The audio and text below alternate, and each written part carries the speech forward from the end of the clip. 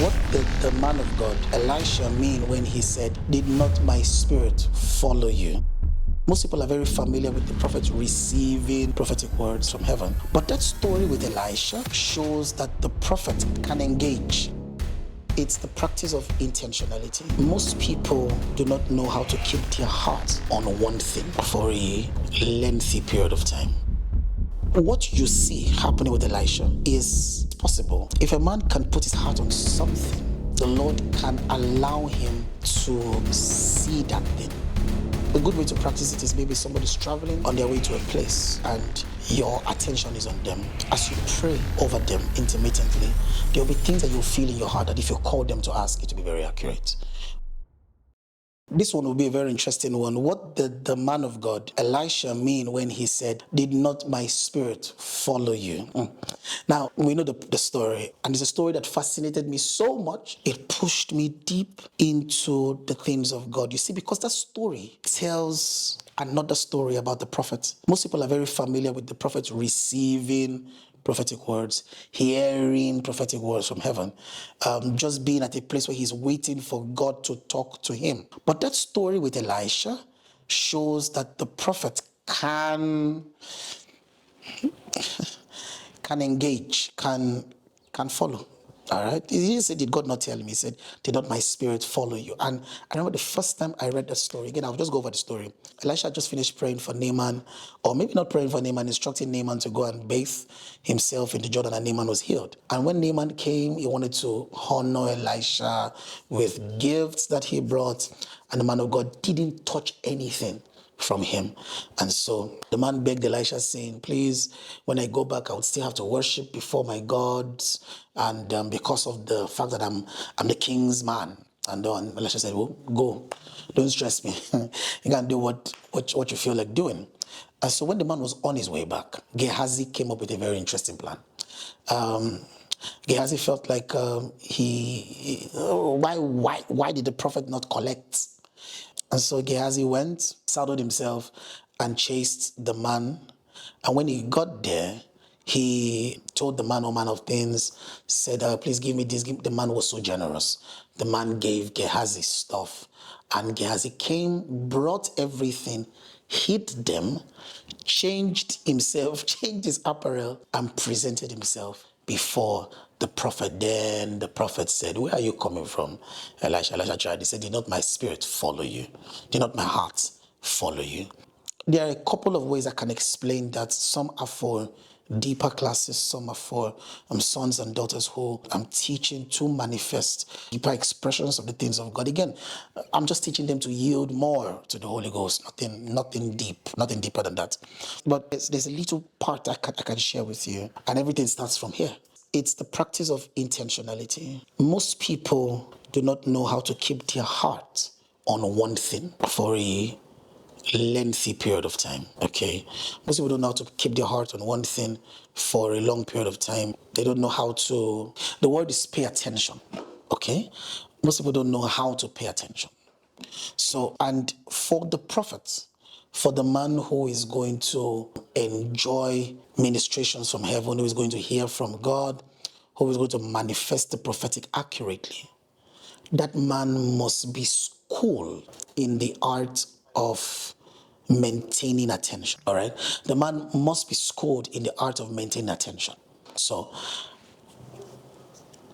what you see happening with Elisha is possible. If a man can put his heart on something, the Lord can allow him to see that thing. All right.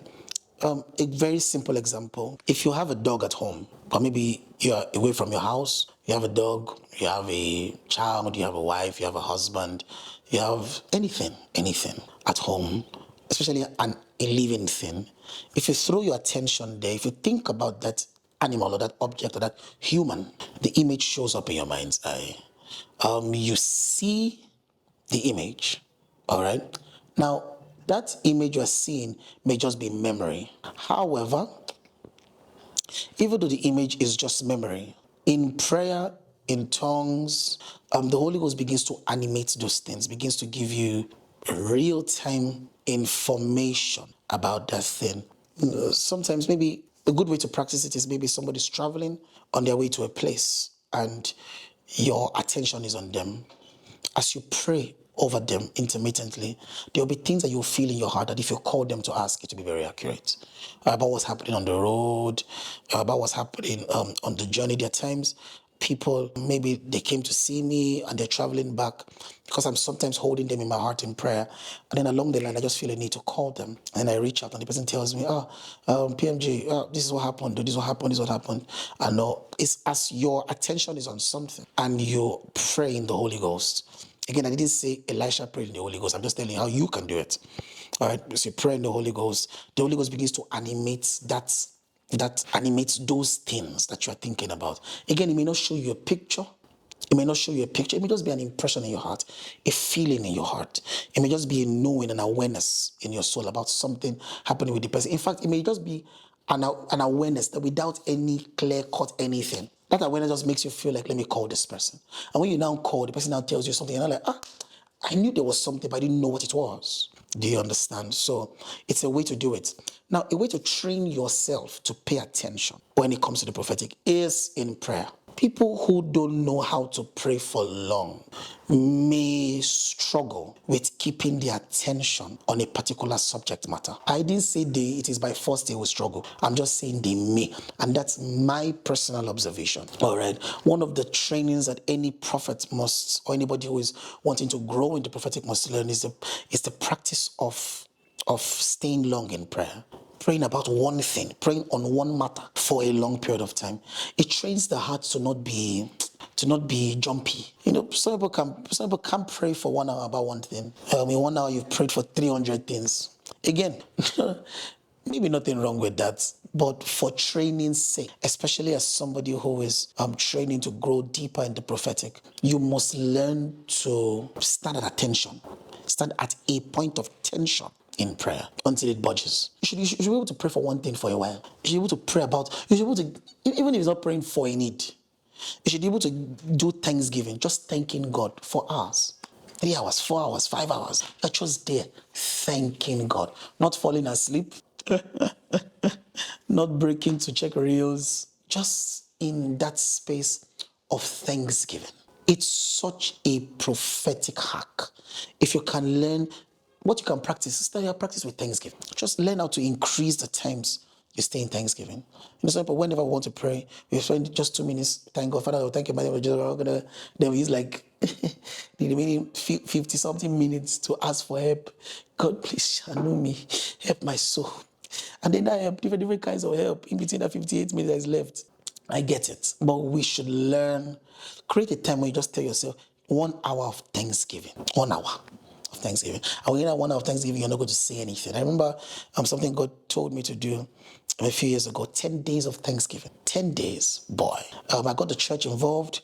We thanked God for 10 days. We're just giving thanks. No other prayer. God told me for 10 days, don't pray any other prayer.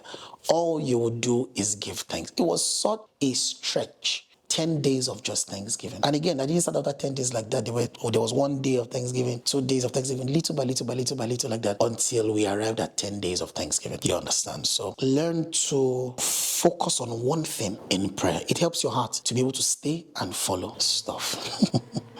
I'll see you in the next one. Enjoy. International prophecies. How do international prophecies occur? But here's what I'm going to share with you. If you're a prophet, you should also be an